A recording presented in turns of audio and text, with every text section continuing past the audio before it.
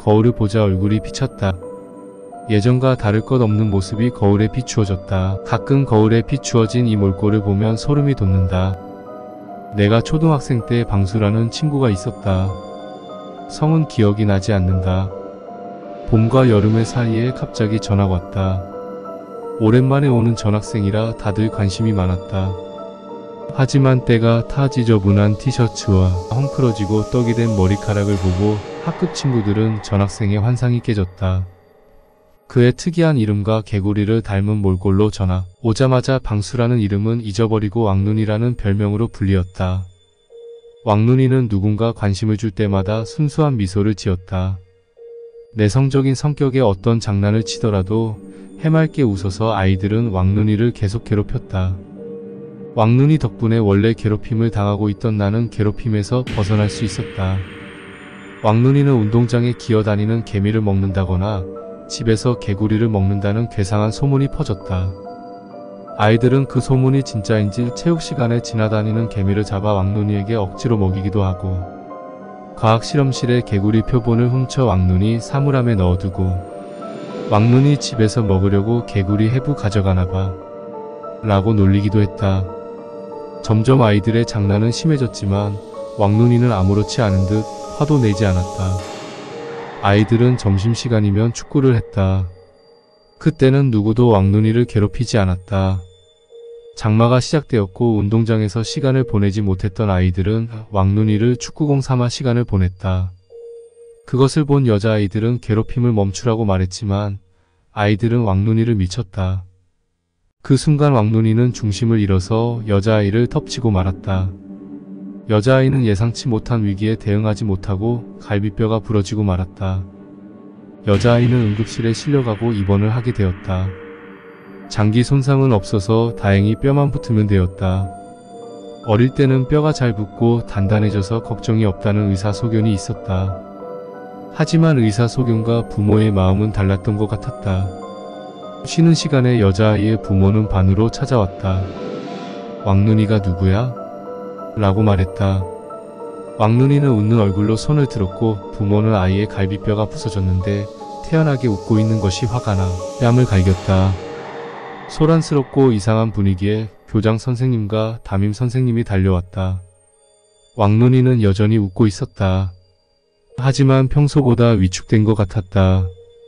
아이가 이렇게 됐는데 그 전에 주의를 안 주시고 뭐 하셨습니까? 담임 선생님 책임도 어느 정도 있는 거 아닙니까? 저희 그냥 넘어갈 수 없습니다. 교육청에 정식적으로 민원 넣고 방송사에도 이 일을 고발할 거예요. 담임 선생님과 교감 선생님은 곤란했다. 다들 승진 욕심이 있었기 때문에 교육청 민원을 넣고 일이 커지면 승진은 거품이 되어버렸다. 여자아이의 부모님을 긴 시간 타이르고 학교선에서 잘 처리하겠다며 보낸 뒤 담임 선생님은 수업 시간에 왕눈이를 교단에 불러 수업 종이 울릴 때까지 때렸다. 시끄럽게 떠들던 아이들은 그때는 아무도 말을 하지 않고 왕눈이가 맞는 것을 바라보았다. 왕눈이는 콧구멍 양쪽에서 코피가 흘러내렸다. 그래도 여전히 왕눈이는 웃고 있었다. 아이들은 미리 입을 맞추어 왕눈이가 전부 저지른 일이라고 했고, 아이들에게 관심 없던 담임 선생님은 당연하게 믿고 말았다. 그 다음날 비가 많이 내려 근처 강은 침범했고, 왕눈이는 강에 빠져 비가 그친 후 저수지에서 싸늘한 시체로 발견되었다. 하교하고 하천 위 다리를 지나다 쓸려나간 것 같다고 했다. 부검결과 엉덩이 근육과 허벅지 근육 파열로 인해 중심을 제대로 잡지 못해 하천에 빠진 것이라는 소견이었다. 경찰들이 학교에 와서 조사했다.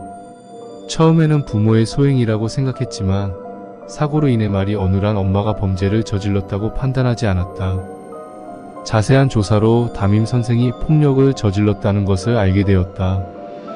담임 선생님은 바로 기소되었지만 그를 잘 읽지 못했던 왕눈이 엄마에게 합의서에 사인하게 했다. 합의서에는 왕눈이 부모를 대신해 담임 선생이 인성교육과 선도를 했었고 교육을 하다 벌어진 일에 대해서 책임은 전적으로 부모에게 있었고 담임 선생은 아무런 죄가 없다는 이야기였다. 담임 선생은 검사 연줄이 있었고 합의를 마무리 짓고 기소유예로 다시 학교에 복직했다. 아이들은 왕눈이가 죽고 아무렇지 않은 듯 괴롭힘의 대상을 다시 나로 바꾸었다. 나도 억울해서 왕눈이를 많이 탓했다. 그 후 3개월이 지나고 새 학기가 시작되었다. 불행하게도 괴롭히는 녀석들과 같은 반이 되었다. 매일 학교에 가는 것이 싫었다. 괴롭히는 녀석들을 죽이고 싶었다. 정신적으로 한계가 왔을 때쯤 다시 전학생이 왔다. 전학생을 보고 모두 경악을 했다. 개구리처럼 큰 눈, 허름한 옷에 기름진 머리카락. 왕눈이었다. 하지만 예전의 왕눈이와는 다르게 쾌활한 성격이었다. 아이들과 잘 지내야 한다. 라는 담임 선생님의 당부 말씀과 함께 왕눈이는 자리로 갔다. 전학생에게 왕눈이 2호라는 별명이 지어졌고 쾌활한 성격에도 그는 악독같이 괴롭힘을 당했다. 걸레밥 물에 얼굴이 담겨지고 아이들이 변기 물이든 물병을 마시기도 했다. 그는 괴롭힘을 견디지 못했고 담임 선생님에게 말하기도 했다. 아이들 장난이 짓궂은 것은 맞지만 왕눈이 너도 아이들이 좋아하게 다가가야 하는 거다. 라며 꾸중을 들었다. 점심시간이 되고 운동장에서 축구를 할 때 왕눈이 2호는 수비수를 했다. 왕눈이 2호 때문에 실책이 나오자 수연이라는 아이가 축구 경기가 끝나고 축구공을 수연이의 얼굴 정면으로 날렸다. 코에서 피가 흘렀다. 정적이 흘렀지만 수연이는 애써 그 일을 희화화시키려고 야. 왕눈이 피는 빨간색이네. 초록색인 줄 알았는데 라며 웃었다. 왕눈이 2호는 이제 선생님에게 말하지 않았다. 대신 강당 화장실 거울에서 혼자 중얼거리기 시작했다. 그 새끼 완전 짜증나.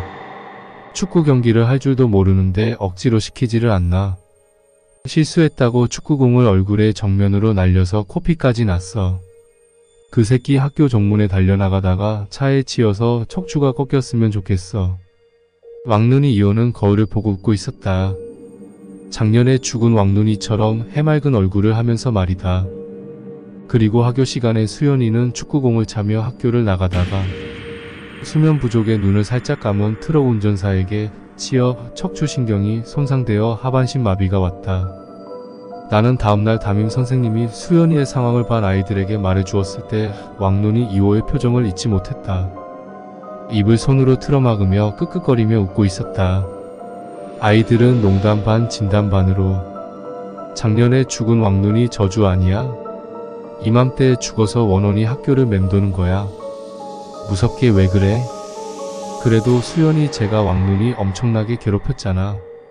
그럼 다음 피해자는 너네? 지랄하지마. 병신아. 나는 절대 안 죽어. 어떻게 생각해? 왕눈이 2호. 성진과 같이 억지로 어깨 동무를 하는 왕눈이 2호는 억지 웃음을 지었다. 잘 모르겠는데. 지랄하지마. 병신아. 내 친구잖아. 맞아, 나랑 닮았으니깐. 푸아. 이 새끼 진짜 인정하네. 웃기는 놈이네. 자, 보상으로 미네랄 물 마셔. 성진이는 왕눈이에게 변기 물을 마시겠다. 성진이는 학교에 가면 변기 물을 물통에 담는 것이 하루 루틴이었다. 왕눈이 2호는 변기 물이라는 것을 인지하지 못했지만 물을 마시면 폭통이 일어난다는 것을 알고 있었다. 비가 올 때는 점심시간에 나가지 못해서 왕눈이 2호를 교실 뒤에 세워두고 공으로 맞추기 놀이를 했다. 순서를 돌아가며 공을 찾고 공에 맞고 왕눈이가 고통을 당하면 아이들은 환호했다. 성진이는 축구를 잘했고 항상 힘이 넘치던 아이였다. 늘 그렇듯 공을 차다가 디딤발을 딛고 있던 오른발이 미끄러져 바닥에 후두부를 강하게 부딪혔다. 아이들은 크게 웃었다. 푸아하 병신. 그런데 바로 자리에서 일어나야 할 성진은 그 자리에서 다리와 팔을 덜덜 떨면서 발작을 일으켰다. 아이들은 비명을 지르고 선생님을 불렀다. 성진은 후두부 손상으로 인해 혼수 상태가 왔고 사경을 헤매다가 기적적으로 회복했지만 심각한 뇌 손상으로 인해 대부분의 신체 기능을 하지 못하고 병원 신세를 지게 되었다. 병문안을 하러 갔던 아이들은 건강했던 성진이가 아무 말도 하지 못하는 것을 보고 충격을 받았다. 수연이가 하반신 마비가 되었을 때는 우연의 일치라고 생각했지만 성진이가 식물인간이 되었을 때는 왕눈이의 저주가 확실하다고 생각하게 되었다. 아이들은 왕눈이 2호에 더 이상 관심을 가지지 않았고 오히려 경멸했다. 그리고 10월이 되었을 때 수학여행이 되었다. 어느 정도 아이들은 충격에서 조금씩 회복하게 되었고 왕눈이 이호와 나를 괴롭히지 않아서 좋았다. 왕눈이의 저주는 점점 잊혔다. 그리고 나는 수학여행 가기 전에 왕눈이 이호가 강당 화장실에 들어가는 것을 보았다. 그때처럼 거울을 보고 중얼거리고 있었다. 모두가 버스 사고가 나서 죽어버렸으면 좋겠어. 왕눈이 이호는 거울을 보면서 씩 웃고 있었다. 그 순간 거울을 비추어진 남자는 퉁퉁 부른 죽은 왕눈이라는 것을 깨달았다. 그는 부패한 것처럼 피부가 썩어 있었고 온몸에 담임 선생님에게 맞은 멍 자국이 가득했다. 나와 눈이 마주치자 웃고 있었다. 나는 그 순간 본능적으로 도망쳤다. 정신을 차리고 보니 왕눈이가 쓸려간 하천 다리에 서 있었다. 나는 왕눈이 이호의 말이 신경 쓰여 수학여행을 가지 않았다. 모처럼 친구들과 여행 가는 건데 그냥 가지 그러니? 엄마는 수학여행 당일 아침 문을 두드렸다. 나는 문을 잠그고 이불을 덮고 나가지 않았다. 절대 안 가. 가면 죽을 거야. 절대 안 가. 무슨 뜬구름 잡는 말이야.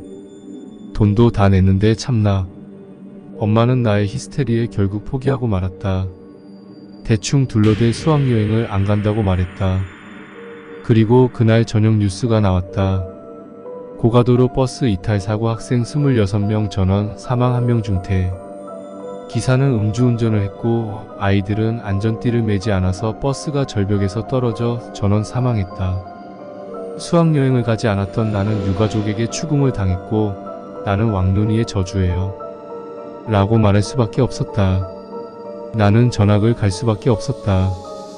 학생들은 내가 오초등학교에서 온 것을 알았고 수학여행에서 살아남은 아이라는 것을 얼마 지나지 않아 알았다.